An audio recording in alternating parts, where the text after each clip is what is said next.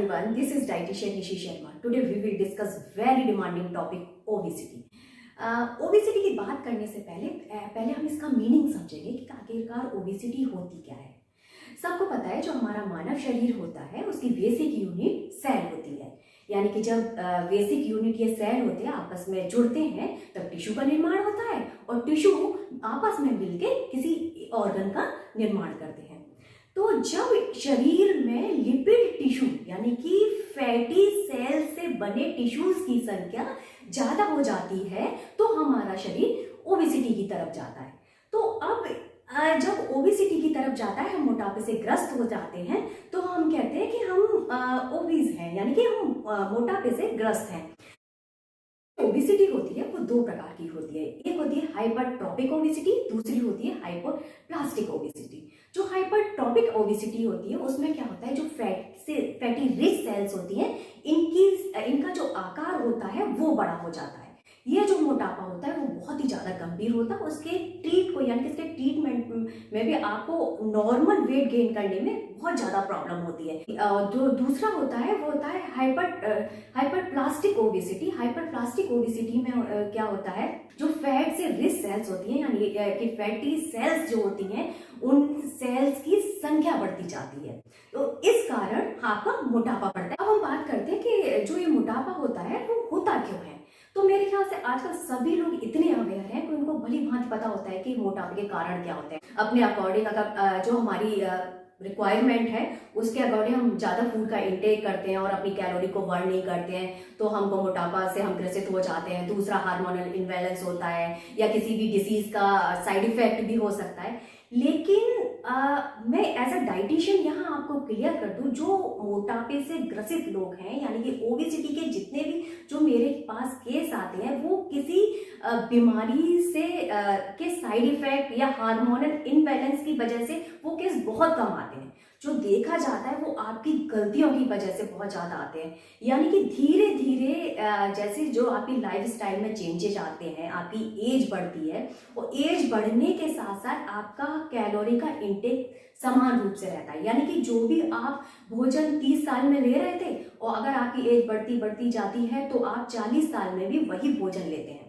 लेकिन आपको ये बात समझ में आना चाहिए, जो हमारा मेटाबॉलिक रेट होता है वो एज के साथ धीरे धीरे स्लो डाउन होने लगता है। जो स्वाभाविक रूप से जो हमारी एनर्जी का एक्सपेंडिचर होता है यानी कि रेस्ट एनर्जी एक्सपेंडिचर होता है, जो हमारा बाल्य अवस्था या युवा अवस्था में जो सामान्य रूप से बहुत ज्यादा होता था वो 30 से 40 एज आते आते बहुत कम हो जाता है। यानी कि हमको जो फूड का इंटेक है वो भी अपनी एज के अकॉर्डिंग लिमिट कर देना चाहिए, लेकिन हम ऐसा करते नहीं और हमको पता भी नहीं चलता है कि हम ओबीस कब हो जाते हैं। 30 इयर्स के बाद अगर आप पर डे अपने फूड में 50 कैलोरीज अधिक लेते हैं, यानी बहुत छोटी छोटी अमाउंट में अगर ये एक्स्ट्रा चीज भी आप इंक्लूड करते हैं, जो 50 कैलोरी से अगर आप अपने फूड में इंक्लूड कर लेते हैं, यानी एक दिन में आपने 2 बिस्किट अधिक खा लिए या एक दिन में चॉकलेट का 1 पीस अधिक खा लिया, ये 50 कैलोरी के लगभग बराबर होता है। अगर आपने इन कैलोरी को आप ये ऐड करते रहे और ये सिलसिला अगर 1 साल तक चलता रहा, यानी कि आपकी रिक्वायरमेंट एनर्जी की जितनी है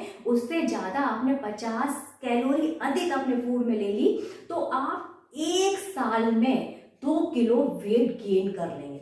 सुनने में बहुत ज्यादा स्वाभाविक लगता है कि 2 किलो वेट कोई ज्यादा नहीं होते, लेकिन अगर ये सिलसिला आपकी एज के साथ साथ चलता रहा, आप 50 कैलोरी ऐड करते रहे तो आप मान लीजिए 10 साल में ये कैलोरी आपका वेट 2 into 10 20 किलो बढ़ा देगी, जो बहुत ही ज्यादा हॉरेबल होगा। और जो भी आपको देखेगा तो वो कहेगा आप बहुत चेंज हो गए हैं, साइज से, वेट से, हर तरीके से। यही स्थिति ओबेसिटी कहलाती है। दूसरी बात हम करते हैं कि महिलाओं का वेट अचानक कब बढ़ता है, जब आप लैक्टेशन पीरियड में होते हैं, यानी कि आपकी जो कैलोरी का इंटेक होता है वो बहुत ज्यादा होता है। नॉर्मल तौर से अगर देखा जाए तो एक नर्सिंग मदर का या एक लैक्टेटिंग पीरियड में जो एक लेडी का कैलोरी का इंटेक होता है वो 2000 कैलोरी से कहीं बहुत ज्यादा होता है। है। लेकिन जब ये पीरियड खत्म होता है, यानी कि आपका बच्चा 2 साल का हो जाता है, तो आप दूध पिलाना उसको बंद कर देती हैं। लेकिन आपसे ये गलती होती है कि आप अपने कैलोरी का इंटेक वही रखती हैं जो बच्चे को दूध पिलाने वाले पीरियड में आप रख रही थी। यानी लैक्टेटिक पीरियड में जितनी कैलोरी का इंटेक था वो पीरियड खत्म हो जाने के बाद भी आप कैलोरी का इंटेक उतना ही रखते हैं।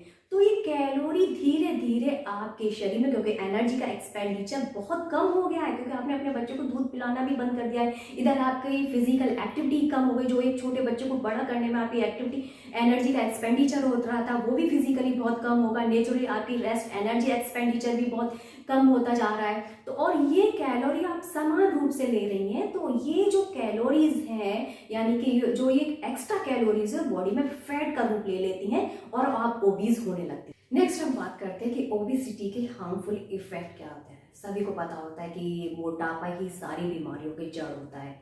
या तो आप हार्ट डिजीज ले लें, डायबिटीज ले लें, और किसी भी तरह का बॉडी में पेन ले लें, अगर देखा जाए तो उसका कारण मोटापा ही। ये सभी को पता है, कोई ऐसा इसमें विशेष नहीं है कि मैं बता रही हूँ कि मोटापे से हार्मफुल इफेक्ट क्या हो सकते हैं। लेकिन जो मैं आज आपको ओबेसिटी का जो सबसे हॉरिबल एस्पेक्ट यहाँ आपको समझाने की कोशिश करूंगी, मोटापा आता है तो सबसे पहले आप पर फाइनेंशियल लायबिलिटीज बढ़ जाती हैं। कि आप एक तरफ से इस मोटापे से जब ग्रसित होते हैं तो साधारण रूप से जो भी बीमारियां आपको घेरने का कारण बनती हैं वो तो ये मोटापा बनाता ही है।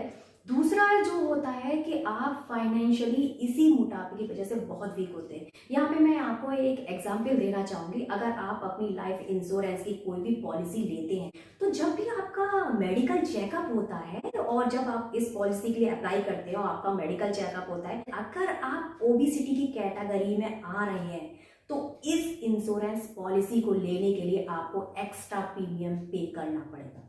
यानी पहले तो आपने इस ओबेसिटी के आमंत्रण में बहुत ज्यादा पैसा खर्च करा, दूसरा इस ओबेसिटी के आने के बाद हमेशा बीमारियों से ग्रसित रहने का डर बना रहा है, इससे आप पे फाइनेंशियल लायबिलिटीज और बर्डन बढ़ता गया।